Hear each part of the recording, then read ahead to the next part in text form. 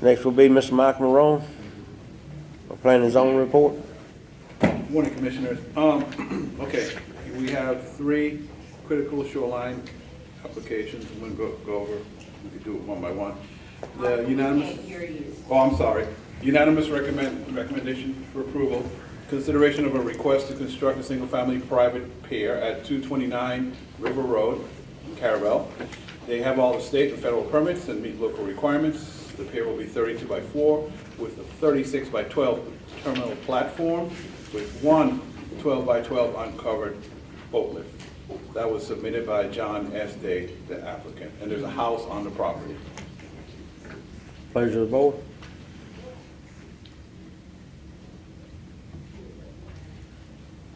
So moved.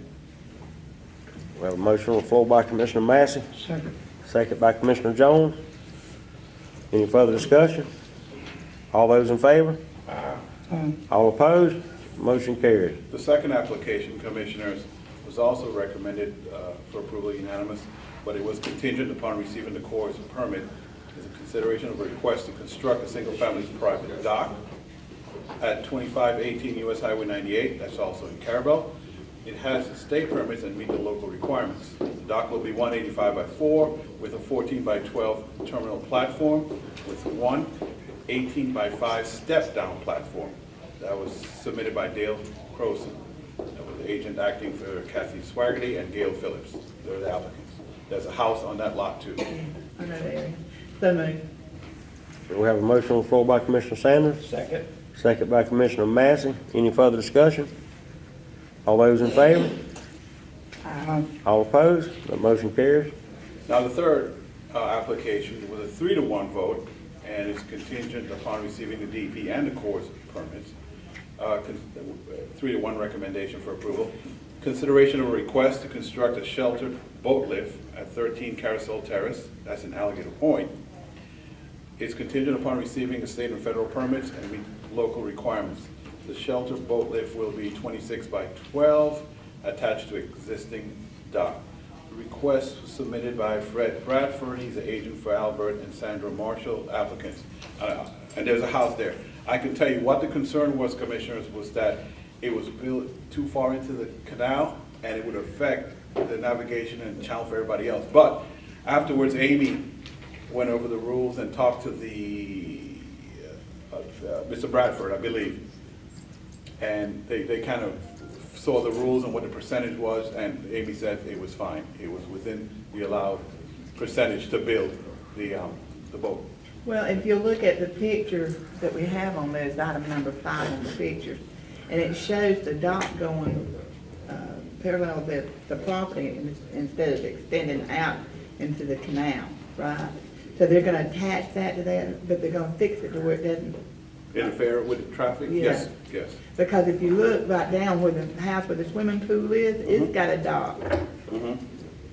So it'd be almost like a zigzag is what the. Yeah, yeah. More like a zigzag.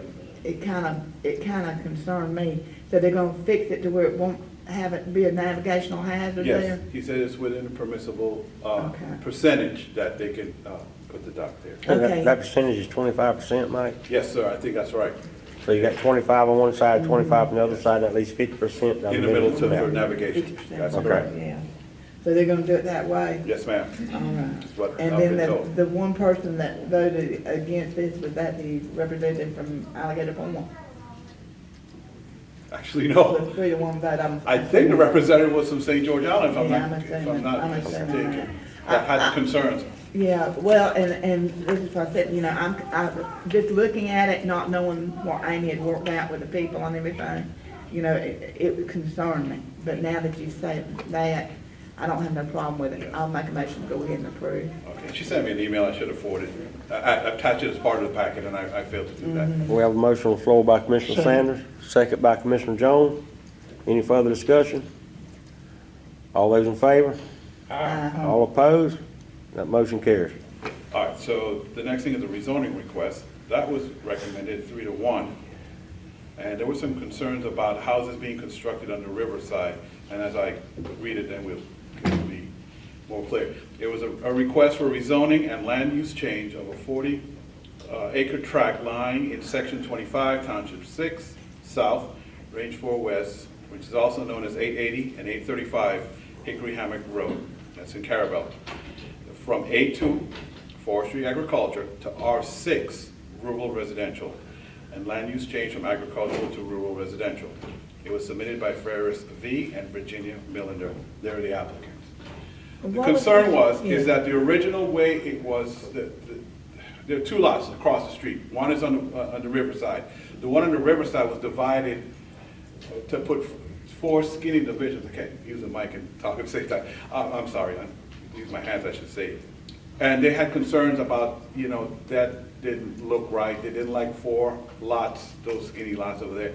And then afterwards, the discussion, it all came out that they're supposed to have 100-foot facing on each lot, so they couldn't do that the way it was configured, basically. So that was the main concern. And after that, again, after the meeting the next day, Mr. Millender came in with Amy and sat down, and they reconfigured the lot on the water side to have 2 houses and an easement for the houses on the bigger lot on the opposite side of the street, so they can have water access. So you'll have, Have you got a plat of it? actually, I forgot to bring, let me see Yeah, if have you got Amy put a it picture of it that in we can the. see? Okay. I need to roll it down. Roll on down. Yeah. Commissioner, can I make a comment? You're getting way ahead of yourself. All right now you're doing is just scheduling a public hearing. Right. You have. Yeah, but let me roll on down, though. I want to see how they did it. Okay, if you go Okay, I to see item it. 6, if you look down at the But see, all pictures. that Hickory Hammock property out there, Mm-hmm. you gotta realize, it's not, a lot of it is not 40 acres all in one thing. It's some here, some there. Yeah. You know, and Vance happens to have one of those pieces that some was here and some was there. Usually it's about 30-something acres on one side and about the rest of it on the other side. And it's 1 house per every 10. Yeah, Acres. if you do the R6, Mhm. as it is, it's 1 per 40 now, but, Shows 38 acres here, then down here is the 3.8. Yeah. 6.72 or whatever that is, Can't hardly see 4 it. point whatever.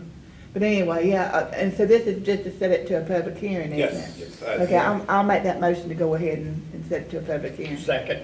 We have a motion on the floor by Commissioner Sanders, second by Commissioner Massey. Any further discussion? All those in favor? All those opposed? Motion carries. And your final P and Z item was a consideration for requests. Oh, this microphone in the hand thing is just fun, it's what I get. That was a unanimous vote, recommendation for approval, for sketch replat approval of a 7-lot subdivision within Resort Village named Resort Village 2. The replat consists of lots 1, 2, 8, 9, 10, 11, 12, 13, 21, 22, 23, 24, 25, and 26 of Resort Village, replacing those lots would be lots 1 through 7, Resort Village 2, a 7-lot subdivision. That request was submitted by Ms. Barbara Sanders. She's agent for SGI Limited Partnership applicant. Okay, so we're going from 1, 2, 3, From a 4, whole bunch to 7. to 7, which means your lots will be Yes. bigger, Yes, sir. gives a little more area. Yes, sir. We're reducing density overall. And they were, the Planning and Zoning Commission in full support of that. Pleasure of the board. Take it to a public hearing, right? We have to go back for This is- final plat This is approval. sketch plat approval. You would have Plat to make an approval? approval and move to the next step in the process. They're going from 1, Or 2, zone 3, residential, 4, so we're not changing the zone. Yes, it is. 9, 10, 11, 12, 13. They're going from 14 lots to 7, which means they're gonna have bigger lots. Bigger lots. Less density. Yeah. I like that myself, and I think it's better for the area, it being the island. But I'm gonna defer to the commissioner from that area. I'll make that motion. Second. We have a motion on the floor by Commissioner Zone, second by Commissioner Sanders. Any further discussion? All those in favor? All opposed? That motion carries. Thank you very much. And that is your Anytime- Planning and Zoning? Anytime we can make lots bigger, that makes it better to More me. density, that's good for us. Yeah, I like it like that. Next on the agenda will be Ms. Marcia Johnson, Clerk of Court. I don't have a report, Chairman. Ms. Johnson has no report. The board recess 5 minutes.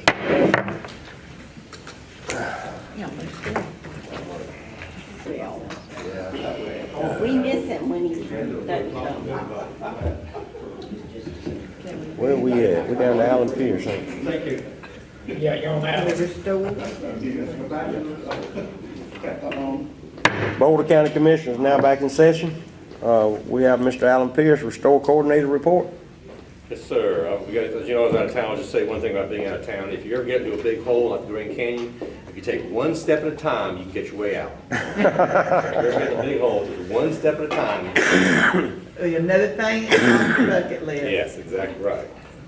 As I say, it's optional to hike down, but it's mandatory to hike out. Ooh, Okay, I got 3 items on the report. The first one's not directly Restore, but it's something that I'm familiar with, so Mr. Morone asked me to bring it up. Board asked to approve a change order for $40,000 on the Ball Point Road project. Upon analysis by Mr. Clay Smallwood and consultation with the contractor, there is some need for additional lime rock on the road.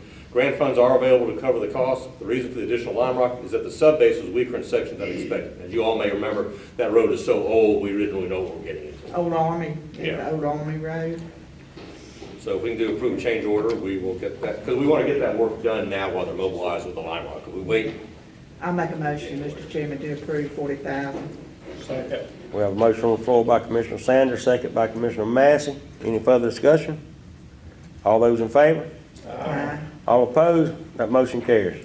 the next item is inform the board that the U.S., and you already may know this, the U.S. Corps of Engineers has announced last week that the final environmental impact statement for the updated water control manual for the ACF has been completed. While I have not reviewed the document, I have not heard any reports that the updated manual changes the way the Corps will manage the ACF. And I did speak, after I wrote this, I did run into Mr. Dan Tonsmeyer, who has reviewed the document, and he says that there is no benefit and no improvement to the management for the Apalachicola River down here.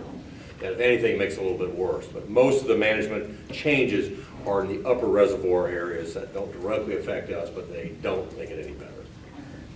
One comment on that is I'm hoping with the ruling of the special master that was appointed by the Supreme Court that in some form or fashion he directs the Corps to go back and relook at this thing again in the way they operate that reservoir system up there, up and down the river, to maybe give us some relief. I mean, we don't know till the ruling comes down, but that's the best we can hope for. At this point, where our hopes all rely upon the magistrate, you're right. The next item is inform the board, the engineers, being Mr. Smallwood and some others, and FEMA are still reviewing cost estimates for repairing Alligator Drive. I will say, and I asked Clay, I should have said this earlier, at this point, the county has submitted PWs or project worksheet proposals, or cost estimates, I'd say, on a number of projects. Alligator Point area being the main area, we will have 2 or 3, we will have 2 or 3 PWs written for there, but there are other PWs that are in the system, but none of them have been approved by FEMA right now, and I think that's fairly consistent across the area that got affected by Hermine. So the latest thing that also happened yesterday afternoon is that the consulting firm that FEMA has hired to help them deal with Alligator Drive is the same firm that helped us do the relocation some 10 years ago. So we are getting a firm that FEMA is contracted with to assist them that is familiar with Alligator Point. So that's good for us. I spoke to Joyce Waters yesterday. And some of you all may remember Joyce Waters. She was the one who helped us get some of the things done when we relocated the road. Or actually, when we were getting the PWs, I'm sorry, she didn't really help us relocate the road, but she helped get the funding set up with FEMA, which paid for the road to be relocated. So I feel comfortable, not confident, but comfortable at least we have somebody who has familiarity with what we need to be done on Alligator Drive. I spoke to her yesterday. What will happen is that sometime after the holidays, sometime 1st of January, they're coming back down. We'll have another site meeting on site with these consultants who are familiar with the area, and hopefully we'll get some resolution. Alligator Drive, as you will learn, is the most expensive road in the county. And unless there's some questions, that's my report. Any questions of the board members? You have a good Christmas. All right, we'll do it. You all too. Have a Merry Christmas. Merry Christmas. Thank you.